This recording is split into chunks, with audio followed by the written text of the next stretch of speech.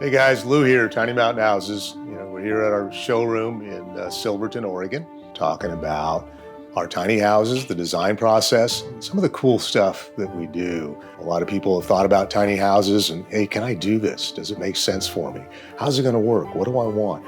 And I know that most of you have seen the shows and what's going on in social media with tiny houses, and wow, there's a lot out there. So it really puts a lot on somebody that's considering a tiny house's plate in terms of what do I want? What do I need in my tiny house?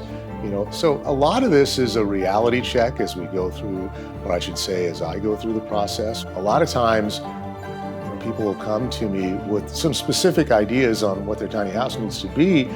And actually, when we get to the end of it all, it's close, but it's not exactly that way. Because I think there's a lot of thought that has to go into each one of the components that we're doing, or changes, or specifics that they feel they need.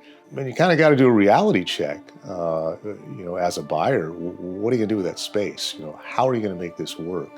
Is that really, in the end, what's gonna make it happen for you? The end product is amazing. It's such a, I don't know, rewarding feeling when we finished a tiny house and a customer walks in and says, this is it. I think about when I first started doing tiny houses, and my first exposure to tiny houses was not that good. I mean, I walked into a tiny house that I had seen, and it was all cedar. It was a cabin, small windows, really, I mean, it was dark. And it had very small, they weren't residential cabinets because they were shallower to fit the narrow space. I mean, I'm not a big guy, and I felt claustrophobic. It was kind of a turnoff to me.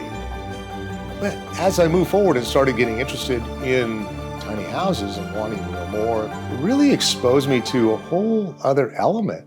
And I got to realize that, wait a minute, this isn't a one-way street here. There's a lot of different ways to do this. You're not all doing it the same way, guys. And I think that in itself really adds to the whole excitement level of tiny houses. And that's pretty cool stuff. I mean, that really is pretty cool stuff. And that's what really makes it tick for me. I mean, I love doing what I do. I do. This is very rewarding to me. After having worked for large companies and, have to follow the rules and, wait a minute, no, we're going to do it this way, and this is the only way, and yeah, we hear you, but we don't really care. That's not what this is. Yeah, it got to make sense. People have to want to buy it, but I can still do whatever I want. And I tell you what,